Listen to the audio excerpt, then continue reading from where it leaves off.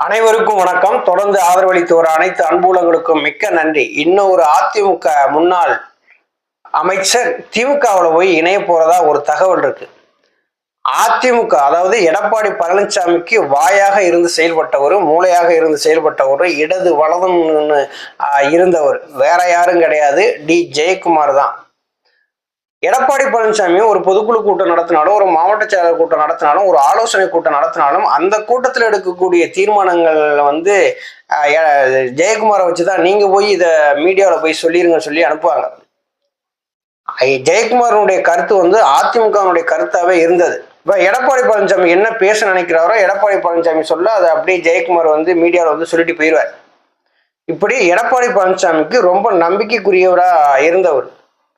Edappadi Palaniswami BJP விட்டு விலகி வந்த உடனேயே ஒவ்வொரு செய்தியாளர் சந்திப்பிலும் எடப்பாடி பழனிசாமி கடந்து போயிடுவாரு. ஆனா அதிமுக பிஜேபி அப்படிங்கிற ஒரு அந்த இது வரும்போது எல்லா இடங்கள்லயுமே ஜெயக்குமார் தான் பேசியிருக்காரு. மைக்கு கிடைச்சா போதும் நார்மலாவே ஜெயக்குமார் பேசுவார். அப்படிப்பட்ட மனுஷனை தத்தளிக்க விட்டு போனதுதான் ரொம்ப கஷ்டமா இருக்கு அப்படின்னு சொல்லி அங்க இருக்கக்கூடியவங்க சொல்றாங்க. இப்ப ஜெயக்குமார் என்ன நினைக்கிறார் அப்படின்னா, இங்க இருக்கிறதுக்கு நம்ம பேசாம திமுகவிலே போய் சேர்ந்துடலாம்ப்பா அப்படிங்கிற ஒரு நிலைமைக்கு வந்துட்டாராமா. இப்ப அடிக்கிறது மாதிரி அடிச்சுட்டு இன்னைக்கு போய் ஒண்ணு சேர்ந்தீங்கல்ல, இப்ப நாங்க தானே கெட்ட பேர் வாங்கிட்டு இருக்கோம். நீங்க என்னென்ன நினைக்கிறீங்களோ அதை பூரா மீடியாக்கள்ல பேசணும்ல. அப்ப சிலருடைய பேச்சுக்கும் ஏச்சுக்கும் ஆளான நாங்க இன்னைக்கு கெட்ட பேரா இருக்கோம், நீங்க நல்லவங்களா மாறிட்டீங்கல்ல. எடப்பாடி பழனிசாமி அமித்ஷா போய் சந்திச்சது ஜெயக்குமாருக்கு பிடிக்கவே இல்லை. ஜெயக்குமார் ஆரம்பத்துல இருந்தே சொல்றாரு, பிஜேபினாலதான் அதிமுக மிகப்பெரிய தோல்வியை சந்திச்சது அப்படின்ட்டு. எடப்பாடி பழனிசாமியும் அதே நிலையில தான் இருந்தார். எஸ்டிபிஐ மாநாட்டில் கூட பாத்தீங்கன்னா, இந்த சிறுபான்மையோட பாதுகாவலர் நான் தான், நான் பிஜேபியில கூட்டணி வெளியில வந்துட்டான், 2024 2026 தேர்தலில் கூட நாங்க அவங்களோட கூட்டணி வைக்க மாட்டோம் அப்படின்னு சொன்னார். வீர முழக்கம்லாம் இட்டாரு.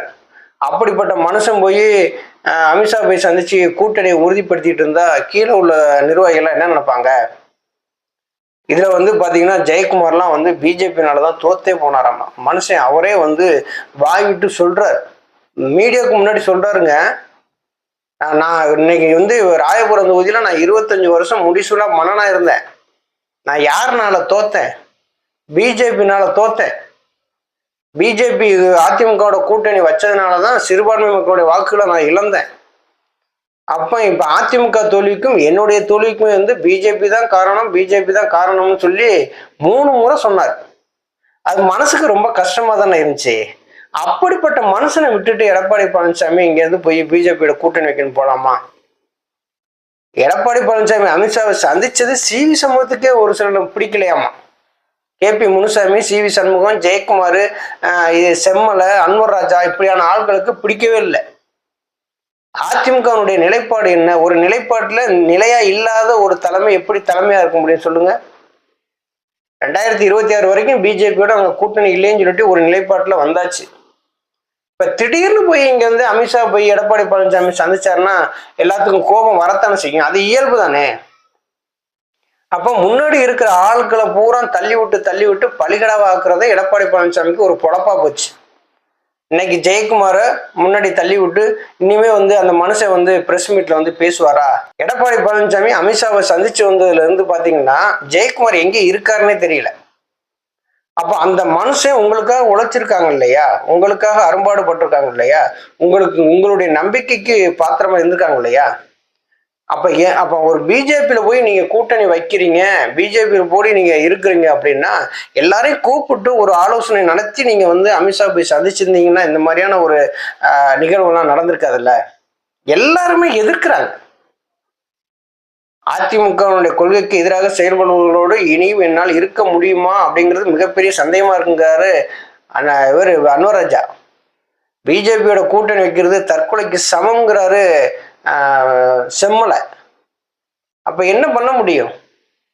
அப்ப எடப்பாடி பழனிசாமி அவருடைய சுயநல லாபத்துக்காக இங்க இருந்து அமித்ஷா போய் சந்திச்சு எல்லாம் பாக்குறீங்க அப்படின்னா அப்ப அவர் கட்சியை பார்க்கல அப்படிங்கிறது தானே இந்த இப்படிப்பட்ட மனிதர்கள் பேசுறது மூலம் நமக்கு தெரியுது. அப்ப கட்சி தேவையில்லை, தான் நல்லா இருந்தா போதுங்கிறது மாதிரி நினைக்கிறாங்க. இப்போ எடப்பாடி பழனிசாமியுடைய சகாக்கள் மட்டும் நல்லா இருந்தா போதும் அப்படிங்கிற மாதிரியான நிலைமைக்கு வந்துட்டாரு. அதனாலதான் ஜெயக்குமார் என்ன பண்றாரு, RS பாரதி மூலம் ஏதோ தூது விட்டு பார்த்துருக்காராமா. அது என்ன நிலைமையில இருக்குன்னு தெரியல. அநேகமா எடப்பாடி பழனிசாமி விட்டு ஜெயக்குமாரும் கலண்டுவார் அப்படிங்கிற மாதிரி தான் தெரியுது. அப்படித்தான் ஒரு பேச்சு அடிபடுது. நன்றி, வணக்கம்.